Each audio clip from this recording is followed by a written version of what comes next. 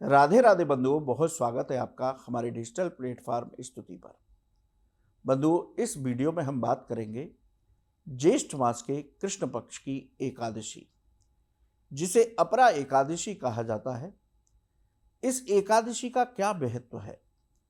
इस एकादशी को इस साल किस तारीख को मनाना शुभ होगा? 12 मई या 13 मई? क्योंकि इसकी तारीख को लेकर संशय बना हुआ है। और अपरा एकादशी की सही पूजा विधि क्या है, पूजा का मुहूर्त क्या है, इन सभी पर चर्चा करेंगे। बंधुओं, ज्येष्ठ मास के कृष्ण पक्ष की एकादशी को अपरा एकादशी कहा जाता है। भगवान कृष्ण धर्मराज युधिष्ठिर से कहते हैं कि हे धर्मराज युधिष्ठिर, इस एकादशी का व्रत करने से साधक को अपार धन की प्राप्ति होती है, संसार में उसकी यश कीर्ति होती है, उसे प्रसिद्धि प्राप्त होती है। इसके साथ ही इस एकादशी का व्रत करने से अश्वमेध यज्ञ के समान फल की प्राप्ति होती है, तीर्थों की यात्रा करने का फल प्राप्त होता है, गंगा में स्नान करने का फल प्राप्त होता है। इतना ही नहीं, इस एकादशी का व्रत करने से साधक को प्रेत योनि में भटकना नहीं पड़ता।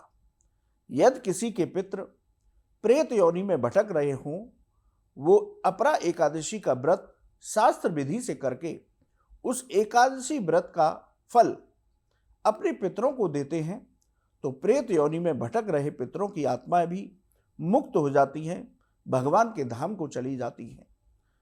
तो बंधुओं, अपरा एकादशी का हमारे शास्त्रों में विशेष महत्व बताया गया है।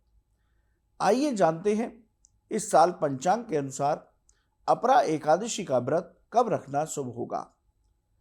ज्येष्ठ मास के कृष्ण पक्ष की एकादशी तिथि 12 मई को दोपहर 2:52 पर शुरू होगी। एकादशी तिथि का समापन 13 मई को दोपहर 1:29 पर होगा।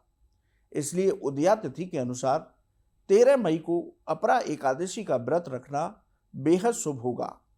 इस साल स्मार्त और वैष्णव दोनों संप्रदाय के लोग 13 मई को अपरा एकादशी का व्रत रखें तो उत्तम फलों की प्राप्ति होगी। यदि हम अपरा एकादशी पर पूजा के मुहूर्त की बात करें तो 13 मई को ब्रह्म मुहूर्त सुबह 4:08 से सुबह 4:50 तक, विजय मुहूर्त दोपहर 2:33 से दोपहर 3:27 तक, गोधूली मुहूर्त शाम 7:02 से शाम 7:23 तक और रात्रि का मुहूर्त रात 11:56 से रात 12:38 तक रहेगा। इन मुहूर्त में पूजा करने से पूजा का पूरा फल प्राप्त होगा, आपकी सभी मनोकामनाएं पूरी होंगी। आइए बंधुओं, अब जानते हैं कि अपरा एकादशी पर किस विधि से पूजा करनी चाहिए। देखिए बंधुओं, एकादशी तिथि भगवान विष्णु को प्रसन्न करने की सबसे उत्तम तिथि है। इस व्रत को करने से भगवान विष्णु सबसे शीघ्र प्रसन्न होते हैं। यानी कि अब एकादशी का व्रत भगवान विष्णु का प्रिय व्रत है। यदि हम अपरा एकादशी की बात करें तो अपरा एकादशी पर हमें भगवान विष्णु के त्रिविक्रम स्वरूप की पूजा करनी चाहिए। भगवान विष्णु का त्रिविक्रम स्वरूप क्या है? जब भगवान ने वामन अवतार लिया था, त्रि माने 3, विक्रम माने पग, यानी कि जब भगवान ने वामन अवतार लिया था तो उनके इस स्वरूप को त्रिविक्रम कहा जाता है। तो अपरा एकादशी के दिन हमें भगवान विष्णु के साथ भगवान वामन की भी पूजा, उनका स्मरण करना चाहिए। पूजा की विधि क्या रहती है कि आप सूर्योदय से पहले स्नान करके व्रत का संकल्प लें। उत्तर पूर्व दिशा में एक चौकी बिछाकर उस पर पीला या लाल वस्त्र बिछाएं। चौकी पर श्री लक्ष्मी नारायण जी के श्री विग्रह की स्थापना करें। वामन भगवान के श्री विग्रह की स्थापना करें। यदि आपके यहाँ शालिग्राम शिला है तो उस पर चौकी पर उसकी स्थापना करें। गंगा जल से श्री लक्ष्मी नारायण और वामन भगवान का पूजन करें, अभिषेक करें। शालिग्राम शिला है तो उसका पंचामृत से अभिषेक करें। चंदन और सुगंधित फूलों से श्रृंगार करें। तुलसी पत्र अवश्य चढ़ाएं। भोग की बात करें तो मौसमी फल और दूध से बने पदार्थों का भोग लगाएं। पूजा के बाद श्रद्धा भक्ति के साथ भगवान की आरती करें। आरती के बाद आसन पर बैठकर ओम नमो भगवते वासुदेवाय इस मंत्र की एक माला अवश्य जप कीजिए।